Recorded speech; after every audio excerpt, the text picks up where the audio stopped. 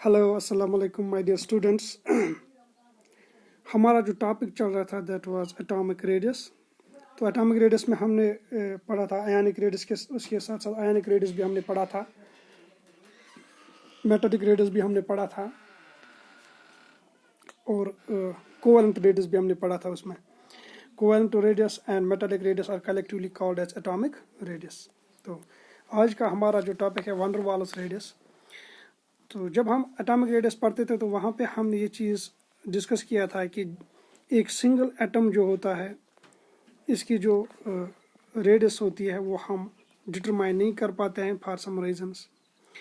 तो वहाँ ऐसी जगहों पे हम यूज़ करते हैं we can also use van der Waals radius. तो वैन डर वाल्स रेडियस क्या है ये चीज़ समझने की कोशिश करेंगे। सपोज दो एटम्स जो हैं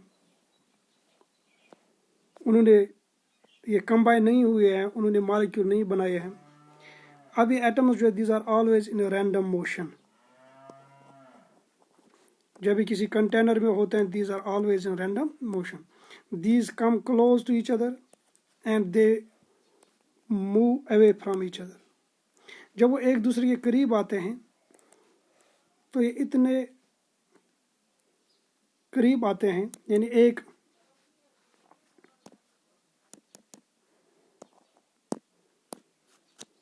द मॉलिक्यूल्स या इनको कहेंगे atoms move close enough to each other.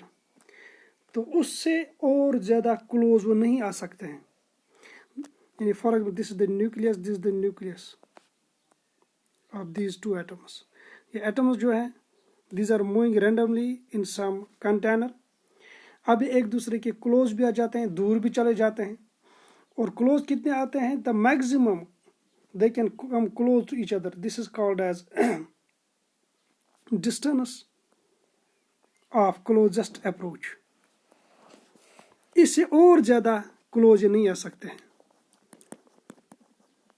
Distance of closest approach, यहाँ पे ये चीज़ जहन में रख लीजिए। These atoms are not bonded together, इनमें कोई बॉन्ड नहीं है, बल्कि ये सिंपली मूव कर रहे हैं, मूवमेंट में एक दूसरे के बहुत करीब आ जाते हैं।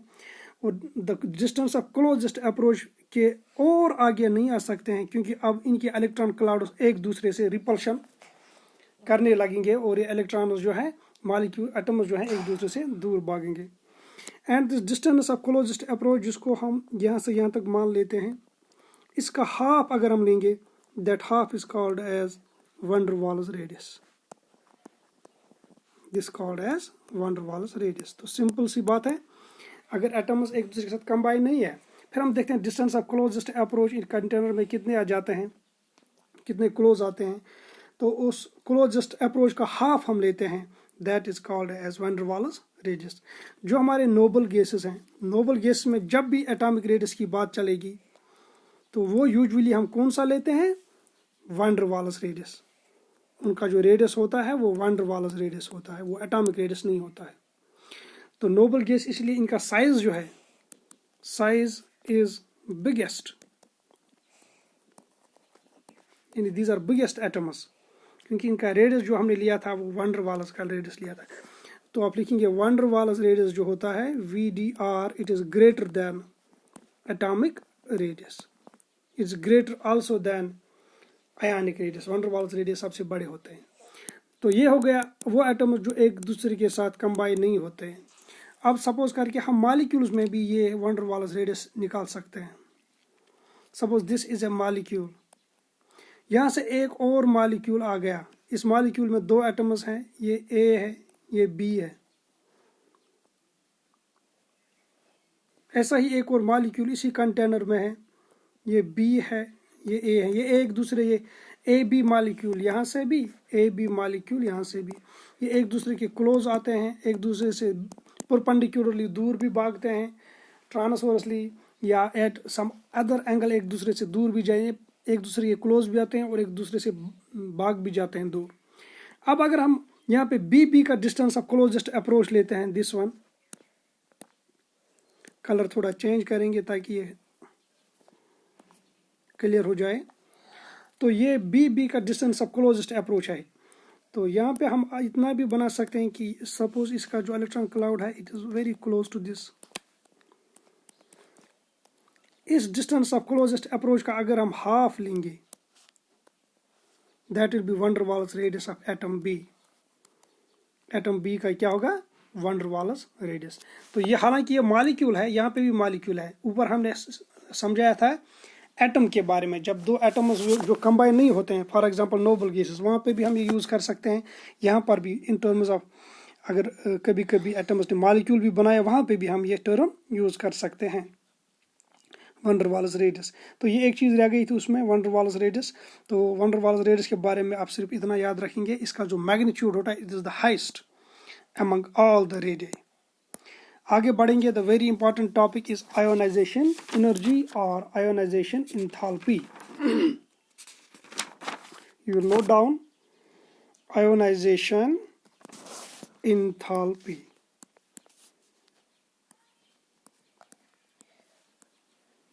आयोनाइजेशन आहिस्ता आहिस्ता लिख लीजिए सारा। इंथैल्पी, आयनाइजेशन इंथैल्पी की बात करेंगे। पहले चीज़ ये कि आयनाइजेशन इंथैल्पी के बारे में आपको क्या आइडिया आना चाहिए जब इसकी बात चलती है।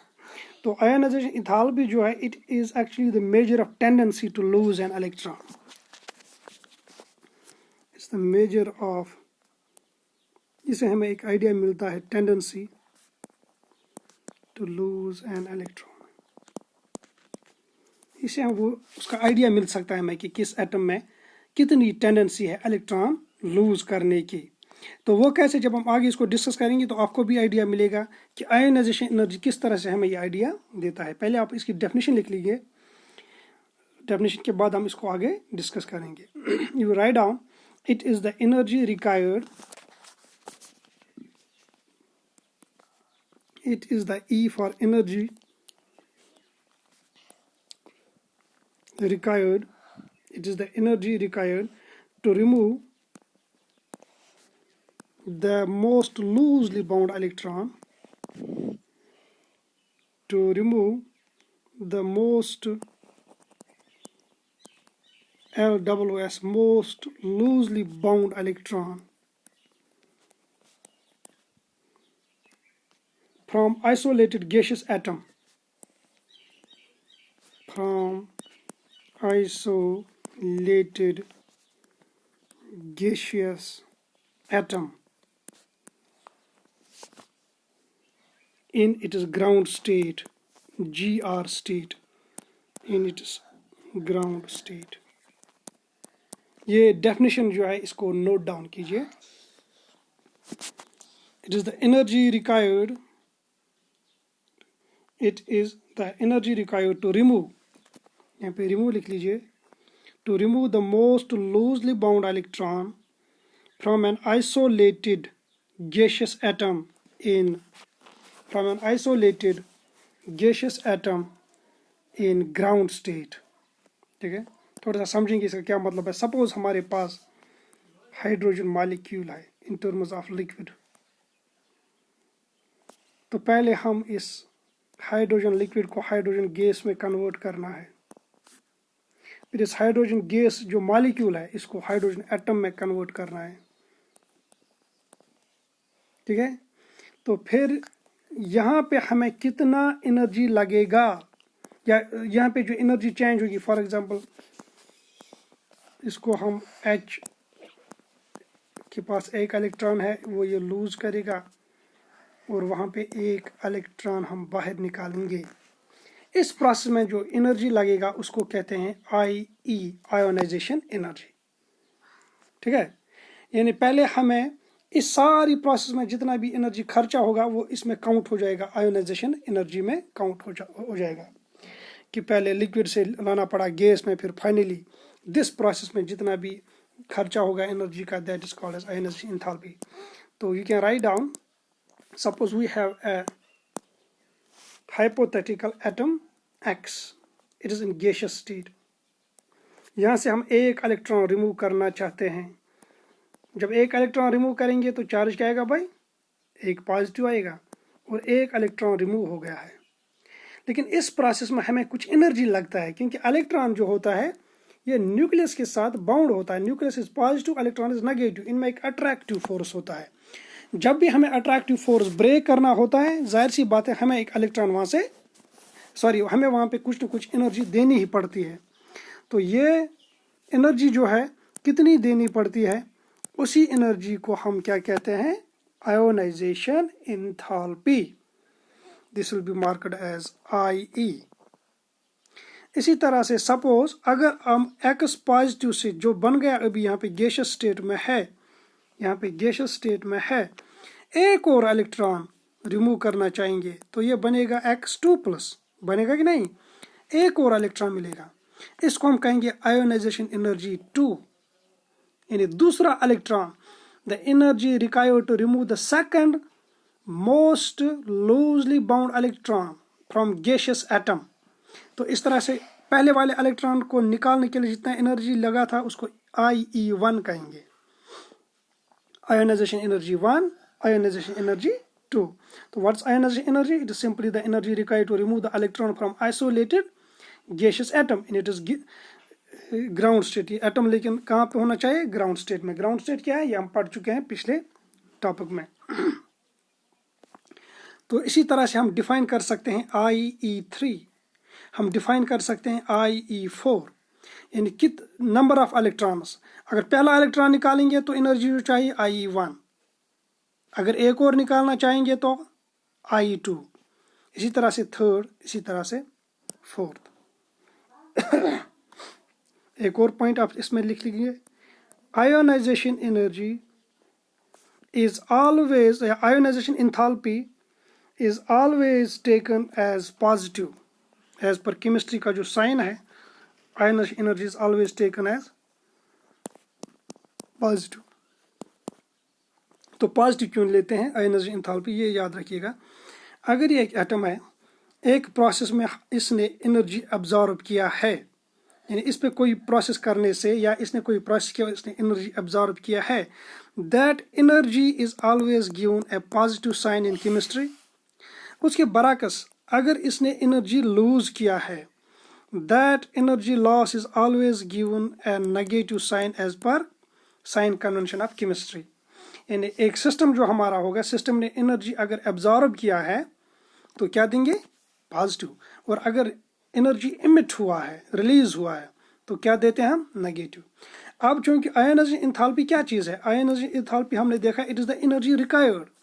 रिक्वायर्ड मीन्स जो हमने एटम को दी है, क्यों? इलेक्ट्रॉन रिमूव करने के लिए। और इलेक्ट्रॉन रिमूव करने के लिए हमेशा एनर्जी देनी पड़ती है जो एटम एब्जॉर्ब करता है। इसीलिए हम कहते हैं ionization enthalpy is always taken as positive. This an important conclusion, जो आप लिखेंगे, नोट डाउन करेंगे। ये जो आयोनाइजेशन प्रोसेस है, actually ionization process is an endothermic process. जो हम 10th में पढ़ते हैं, endothermic reactions and exothermic reactions, वो याद कीजिएगा। एंडोथर्मिक रिएक्शंस या एंडोथर्मिक प्रोसेस वो होता है जिसमें energy in the form of heat absorb होती है। Energy in the form of heat absorb होती है, उसको हम क्या कहते हैं? Endothermic process. पॉइंट नंबर 3 लिख लीजिए, it is always found that IE2 का मैग्नीट्यूड जो होगा it is greater then IE1। IE2 का मैग्नीट्यूड किससे ज्यादा होता है? IE1। आप कहेंगे कैसे? अगर हम X से एक इलेक्ट्रॉन निकालेंगे और X+ से भी एक इलेक्ट्रॉन निकालेंगे, इसको हम कहेंगे IE1। लेकिन यहाँ से फिर ये जब बनेगा, अगर यहाँ से इलेक्ट्रॉन निकालेंगे तो उसको हम कहेंगे IE2, तो ये बनेगा X2+। अब बताइए, इलेक्ट्रॉन यहाँ पे ज़्यादा निकालना आसान है कि यहाँ पे? यहाँ पे सपोज 10 प्रोटॉन्स थे और 10 इलेक्ट्रॉन्स थे। 10 प्रोटॉन ने 10 इलेक्ट्रॉन को पकड़ के रखा था। अब यहाँ पे 10 प्रोटॉन है लेकिन इलेक्ट्रॉन तो 9 ही है ना। अब 9 पे पकड़ करना तो ज़्यादा मजबूती से पकड़ कर पाएंगे, क्योंकि 10 सिर्फ 9 को जकड़ रहे हैं, यहाँ पे 10 को जकड़। इस तरह से आप सिंपली इसको समझ पाएंगे। यानी यहाँ पे आप कहेंगे जो न्यूक्लियर चार्ज होती है, इफेक्टिव न्यूक्लियर चार्ज, वो बढ़ गया है। यहाँ पे जो है, यहाँ पे भी ठीक ठाक है लेकिन इससे कम है X+ से। जब न्यूक्लियर चार्ज यानी न्यूक्लियस की चार्ज जो इलेक्ट्रॉन फील करें वो बढ़ गया है, जिसको हम इफेक्टिव न्यूक्लियर चार्ज कहते हैं, तो पकड़ मजबूत होगी। पकड़ मजबूत होगी तो हमें एनर्जी भी ज़्यादा अप्लाई करनी पड़ेगी इलेक्ट्रॉन रिमूव करने के लिए। इसीलिए हमने बोला IE2 is greater then IE1। आप ये भी कह सकते हैं IE3 will be then greater than IE2। ये हो गया, this is the trend in IE1, IE2, IE3। एक और चीज़ नंबर 4 आप इसमें नोट डाउन करेंगे, IE2, IE3 वगैरह जो है इनको कहते हैं सक्सेसिव आयोनाइजेशन,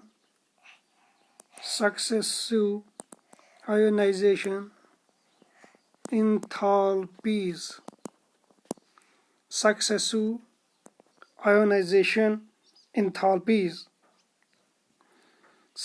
आयोनाइजेशन इंथाल्पीज। तो ये 2-3 चीज़ें आ गई हमारी एनर्जी इंथाल्पी में। एनर्जी इंथाल्पी के बारे में सबसे पहले हमने डेफिनेशन लिखा है, तो उसके बाद हमने लिखा ये प्रोसेस, जब ये प्रोसेस होती है, इस प्रोसेस में जो एनर्जी हम देते हैं एटम को, उसी को हम एनर्जी इंथाल्पी कहते हैं। दूसरा इलेक्ट्रॉन निकालना चाहेंगे तो IE2 कहेंगे, तीसरा निकालना चाहेंगे तो IE3 कहेंगे, and so on. Those are called as successive ionization enthalpies. फिर सक्सेसिव आयोनाइजेशन इंथाल्पीज के बारे में ट्रेंड हमने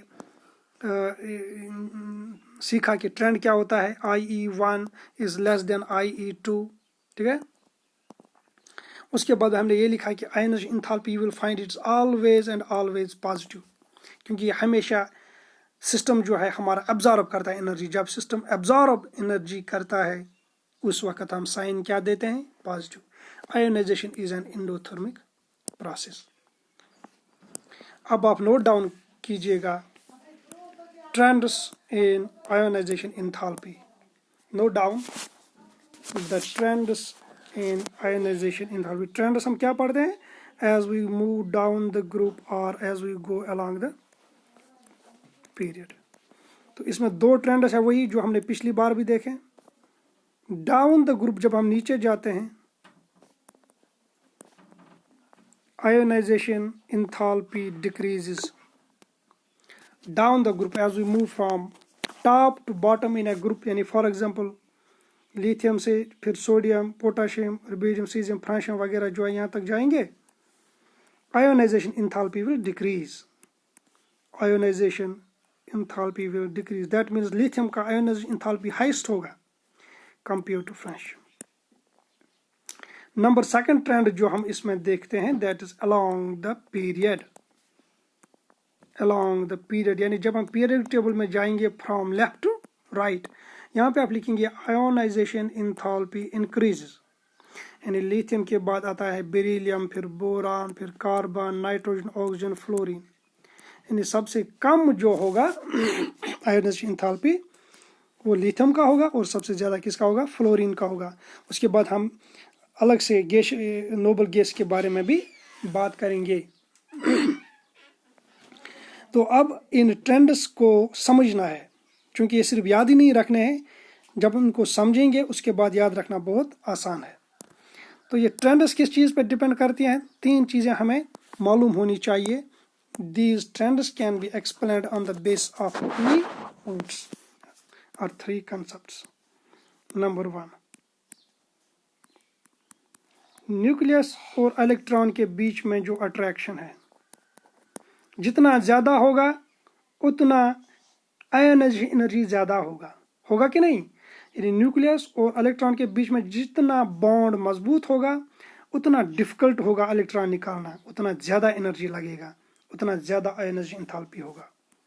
नंबर 2, इलेक्ट्रॉन रिपल्शन।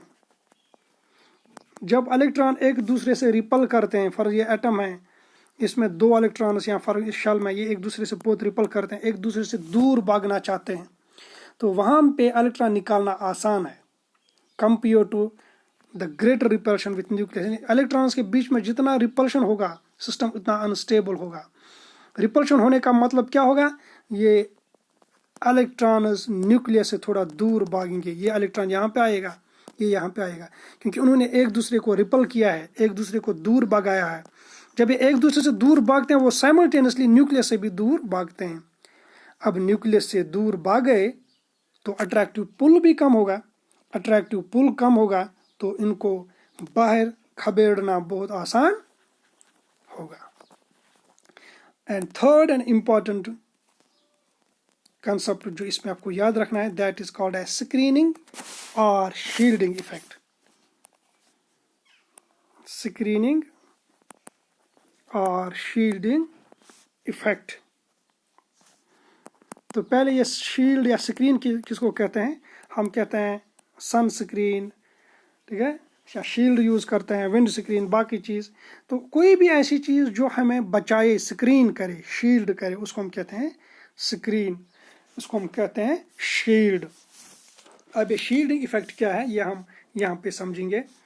सपोज एक एटम है, इसका सेंटर में न्यूक्लियस है, फिर अंदर के ऑर्बिटल्स हैं कुछ 2 3 4, इनमें अब इलेक्ट्रॉन्स कुछ मौजूद है।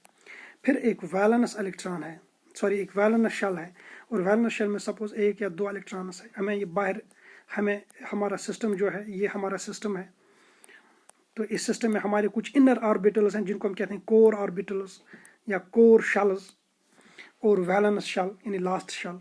ये हम पढ़ चुके हैं कि shells are classified into 2 core shells यानी इनर, एंड लास्ट शेल जिसको हम कहते हैं वैलेंस शेल। यहाँ से इलेक्ट्रॉन रिमूव करना है, ये इलेक्ट्रॉन। अब ये न्यूक्लियस जो है, इसका इफेक्ट जो है हर एक एटम पे होता है अट्रैक्टिव। तो इस लास्ट वाले इलेक्ट्रॉन पे भी न्यूक्लियस का पुल होता है। लेकिन ये जो इनर इलेक्ट्रॉन्स होते हैं, इनर इलेक्ट्रॉन्स क्या करते हैं? These electron shield this last electron from the pull of nucleus. ये इसको बचाने की कोशिश करते हैं और बहुत हद तक इसको बचा भी लेते हैं। किससे? पॉजिटिव चार्ज से। अगर पॉजिटिव चार्ज फॉर एग्जांपल इसमें 11 प्रोटॉन्स है, अब ये लास्ट इलेक्ट्रॉन जो ये पुल तो महसूस करता है, लेकिन ये 11 प्रोटॉन्स का, यानी इसको लगता है कि शायद 11 प्रोटॉन्स मुझे पुल नहीं कर रहे होते हैं। इसकी वजह क्या है? क्योंकि अंदर जो 10 इलेक्ट्रॉन्स है, उन्होंने आधा इसका बहुत सारा बोझ जो है अपने ऊपर लिया है, यानी इस पे जो इफेक्ट फिर महसूस होने लगता है वो कम होता है। इस इफेक्ट को हम कहते हैं शील्डिंग इफेक्ट। टू स्क्रीन और to shield the valence electrons from the full force of या full attractive pull of nucleus. In nutshell, simple words में यही स्क्रीनिंग इफेक्ट होता है। इसी को हम कहते हैं शील्डिंग इफेक्ट और स्क्रीनिंग इफेक्ट। अब ये स्क्रीनिंग इफेक्ट उतना ज़्यादा बढ़ जाता है, यानी स्क्रीनिंग इफेक्ट आपको समझ आया होगा। Screening effect is simply the shielding of the valence electron by the inner electrons from the nuclear charge. अब अगर शील्डिंग इफेक्ट ज़्यादा होगा तो ये वैलेंस इलेक्ट्रॉन बहुत ही कम, लेस न्यूक्लियर चार्ज महसूस करेगा, यानी इस पे अट्रैक्टिव फोर्स बहुत कम होगा, इसको बाहर निकालना आसान होगा। We can say ionization enthalpy will be very less. So screening effect SE बढ़ेगा, आयोनाइजेशन एनर्जी घटेगा। स्क्रीनिंग इफेक्ट बढ़ेगा, आयोनाइजेशन एनर्जी घटेगा। तो स्क्रीनिंग इफेक्ट डिपेंड करता है अंदर के कितने इलेक्ट्रॉन्स हैं। तो ये चीज़ आपको याद रखनी, ये 3 चीज़ें। नंबर 1, न्यूक्लियस और इलेक्ट्रॉन के बीच में अट्रैक्शन ज़्यादा होगी तो आयोनाइजेशन एनर्जी या आयोनाइजेशन एंथैल्पी ज़्यादा होगी। इलेक्ट्रॉन के बीच में रिपल्शन ज़्यादा होगा तो आयोनाइजेशन एंथैल्पी कम होगी। तो ये दोनों चीज़ें कि न्यूक्लियस और इलेक्ट्रॉन के बीच में कितना फोर्स ऑफ अट्रैक्शन होगा, ये स्क्रीनिंग इफेक्ट पे डिपेंड करेगा। किस पे डिपेंड करेगा? Screening effect. Screening effect SE ज़्यादा होगा, यानी इलेक्ट्रॉन को ज़्यादा बचाया जा रहा है न्यूक्लियस से, तो आयोनाइजेशन एंथैल्पी उतना ही कम होगा। ये चीज़ ज़हन में अच्छी तरह से समझ लीजिए ना। उसके बाद एक और टर्म यहाँ पे हम मेंशन करेंगे, वो ये कि ये जो लास्ट इलेक्ट्रॉन है, वैलेंस इलेक्ट्रॉन, चूंकि अब ये सारे इलेक्ट्रॉन, सारे प्रोटॉन्स का पुल फील नहीं कर रहा है, it does not experience, it does not feel the complete और full nuclear charge, it feels only small amount और लेस देन द एक्चुअल। यानी अगर एक्चुअल 11 प्रोटॉन्स है लेकिन ये 11 से कम फील करता है, जितना ये फील करता है उसी को हम कहते हैं इफेक्टिव न्यूक्लियर चार्ज। उसी को हम क्या कहते हैं, effective. So what is effective nuclear charge? It is the actual nuclear pull that is felt by an electron. एक इलेक्ट्रॉन पर्टिकुलर, हम वैलेंस इलेक्ट्रॉन की बात कर रहे हैं, it does not experience the complete nuclear charge, यानी nucleus में जितने प्रोटॉन्स हैं उनका सारे का सारा पुल महसूस नहीं कर रहा है। क्यों? क्योंकि शील्ड करने के लिए बीच में कुछ इलेक्ट्रॉन्स आ जाते हैं, इसको बचाया जा रहा है। अब इसको लगता है कि मुझे 11 इलेक्ट्रॉन्स नहीं, उससे कम इलेक्ट्रॉन्स पुल कर रहे हैं, और जितना भी वो एक्सपीरियंस करता है the less than the actual, that is called a Z effective. अब जेड इफेक्टिव ज्यादा होगा यानी न्यूक्लियर चार्ज ज्यादा होगा तो पुल भी ज्यादा होगा, आयोनाइजेशन एनर्जी भी ज्यादा होगा। ये कम होगा तो आयोनाइजेशन एंथैल्पी भी कम होगा। अब आ जाइए, हम कर रहे थे ट्रेंड्स की बात। ट्रेंड्स की बात हम तब तक नहीं समझते जब तक हमने स्क्रीनिंग इफेक्ट नहीं समझा होता। हम पहले ग्रुप की एग्जांपल लेते हैं and same will apply to all the groups. Lithium, sodium, potassium, rubidium, caesium and francium. Electronic configuration 1s2 2s1। Electronic configuration, इसके बीच में पहले आता है नियॉन यानी 10 इलेक्ट्रॉन्स, फिर आता है 3s1। यहाँ पे आता है पोटाशियम में आर्गन यानी 18 इलेक्ट्रॉन्स, इसका एटॉमिक नंबर चूंकि 19 है, इसका जो है 11 है और इसका जो है 3 है। अब इसमें 4s1। देखो भाई क्या होता है, पहले लिथियम की बात कर लेते हैं। इसका लास्ट शेल क्या है? 2, क्योंकि यहाँ पे इलेक्ट्रॉन है 2 में, और इनर शेल को कोर शेल क्या है 1। इनर शेल में टोटल इलेक्ट्रॉन्स कितने हैं? 2। सोडियम पे आ जाइए, इसका लास्ट शेल क्या है 3, यानी इलेक्ट्रॉन जो लास्ट शेल जो है वो न्यूक्लियस से थोड़ा दूर भागा है। यहाँ पे शेल लास्ट कौन है 2, यहाँ पे शेल लास्ट कौन है 3। तो प्रोटॉन्स बढ़ गए, यहाँ पे सिर्फ 3 प्रोटॉन्स है लिथियम में, ये लिथियम की बात चल रही है, ये सोडियम की बात चल रही है। तो सोडियम में प्रोटॉन्स 11 है, लेकिन शेल जो है, अब शेल लास्ट शेल जो है वो बहुत दूर भाग गया है। 11 प्रोटॉन्स बढ़ने से अट्रैक्शन बढ़ना चाहिए और शेल बढ़ने से अट्रैक्शन कम होना चाहिए, लेकिन शेल बढ़ने से अट्रैक्शन बहुत ज़्यादा कम हो जाती है, उतनी ज़्यादा कम हो जाती है कि 11 प्रोटॉन्स अब इफेक्टिव नहीं रहते। नंबर 1। नंबर 2, अब इनर इलेक्ट्रॉन्स कितने हैं भाई? 10 इलेक्ट्रॉन्स। यहाँ पे इनर इलेक्ट्रॉन्स सिर्फ 2 है, यहाँ पे इनर इलेक्ट्रॉन्स 10 है। बोलो 10 ज़्यादा शील्ड करेंगे कि 1 शील्ड करेगा? मैं फिर समझाऊंगा। लिथियम जो है इसका लास्ट इलेक्ट्रॉन 2s में है, 2 शेल नंबर 2 में है, और इसमें 1 ही इलेक्ट्रॉन है शेल नंबर 2 में।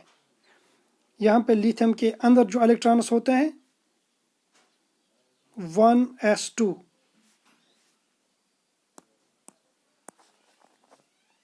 और दिस इज 2s1, अंदर सिर्फ 2 इलेक्ट्रॉन्स है।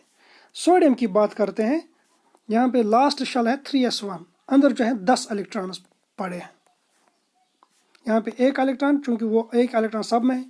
पोटाशियम की बात लेते हैं, लास्ट शेल 4 पे आ जाता है, अब ये न्यूक्लियस से और दूर भाग गया और अंदर 18 इलेक्ट्रॉन्स है।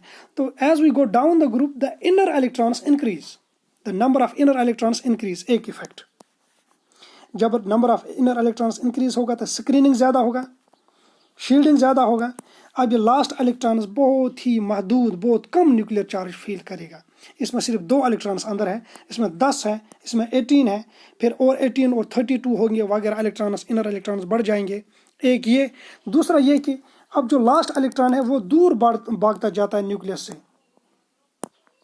लिथियम में लास्ट इलेक्ट्रॉन शेल नंबर 2 में है, सोडियम में 3 में है, पोटाशियम में शेल नंबर 4 लास्ट है, इसी तरह से फिर 5 है, फिर 6 है, यानी लास्ट शेल भी बढ़ता जा रहा है, बाहर जाता है न्यूक्लियस से, और इनर इलेक्ट्रॉन्स भी बढ़ते जाते हैं। दैट मीन्स स्क्रीनिंग इफेक्ट भी बढ़ता है।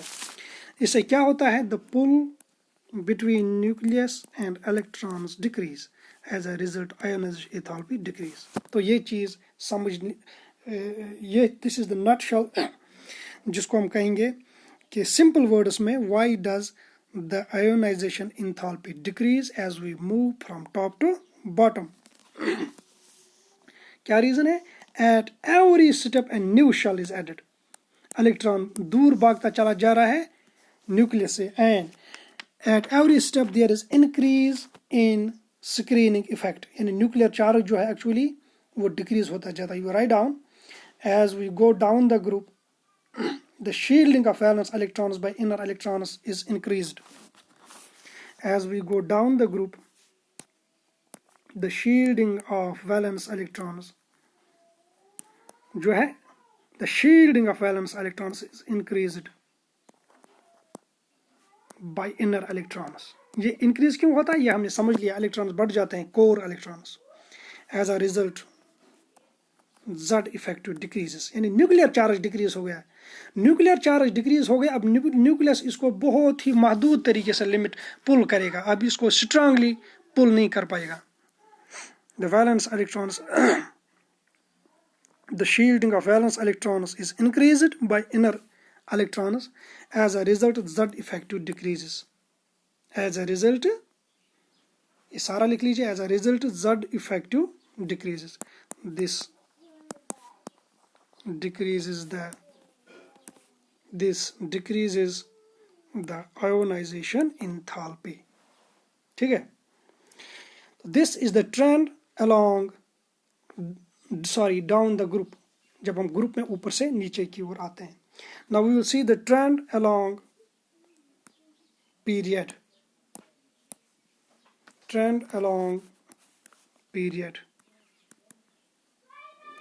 along period ट्रेंड हमने पढ़ा ऊपर क्या है।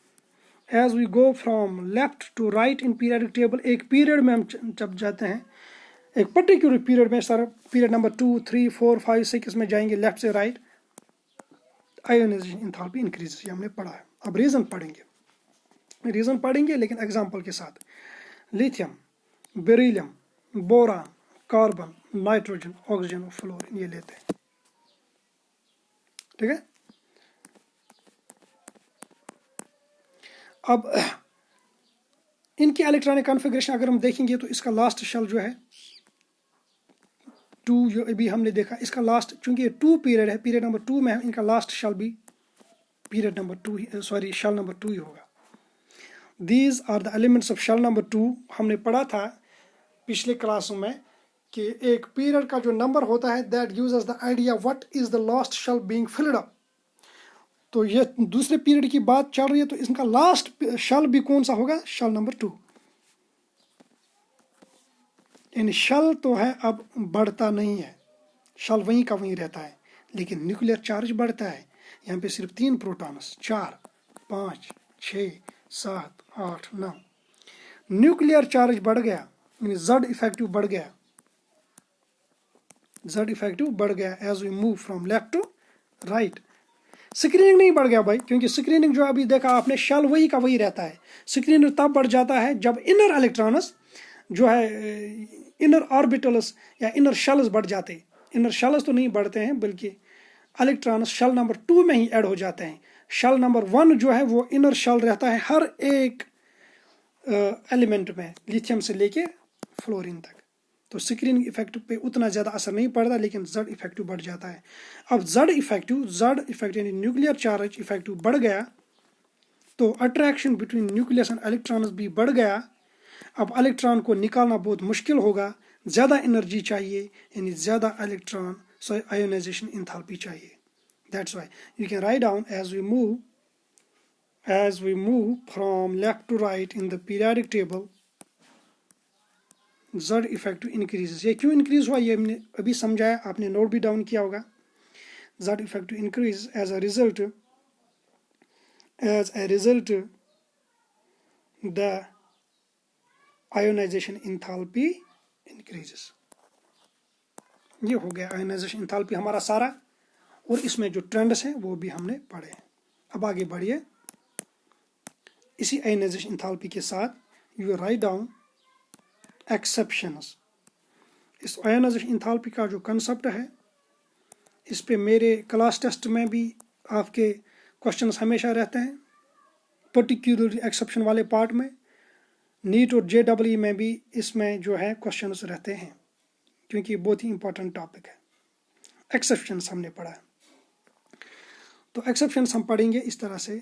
हमने पढ़ा as we go along the period from left to right ionization enthalpy increases, that means lithium का कम होना चाहिए, किससे? बेरिलियम से। बेरिलियम का कम होना चाहिए, बोरान से, बोरान का कम होना चाहिए, lithium beryllium boron, carbon, nitrogen, oxygen, fluorine, ये ट्रेंड होना चाहिए। This trend is the general trend, लेकिन इस ट्रेंड में एक दो जगह पे हमें एक्सेप्शंस मिलते हैं। एक एक्सेप्शन कहाँ पे मिलता है, ये एक्सेप्शंस याद रखिए, मैंने बोला मेरे क्लास टेस्ट में भी ये पूछे जाते हैं, बोर्ड के एग्जाम में भी पूछे जाते हैं, और ये जेई और नीट में भी पूछे जाते हैं, क्योंकि तब तक इंसान को ये कंसेप्ट जो होते हैं, हम जनरली ट्रेंड याद रखते हैं, एक्सेप्शंस हम भूल जाते हैं, इसलिए वो इसी में से क्वेश्चन पूछ लेते हैं। यानी नाइट्रोजन का होना चाहिए ऑक्सीजन से कम, लेकिन नाइट्रोजन का ऑक्सीजन से ज़्यादा है, ये एक एक्सेप्शन है यहाँ पे। दूसरा एक्सेप्शन इसको यहाँ पे मिलता है बेरिलियम और बोरान में। बेरिलियम का होना चाहिए एज पर ट्रेंड बोरान से कम, लेकिन बोरान का ज़्यादा है बेरिलियम से। ये आप देखेंगे पिछले, अगर आपके पास हैं पेपर्स किसी भी कॉम्पिटिटिव एग्जाम के, पिछले साल ही आप 1-2 साल पहले ये क्वेश्चन पूछा गया था, ये ट्रेंड दिया था, तो लिथियम से लेके फ्लोरीन तक हमें ट्रेंड बताना था क्या है।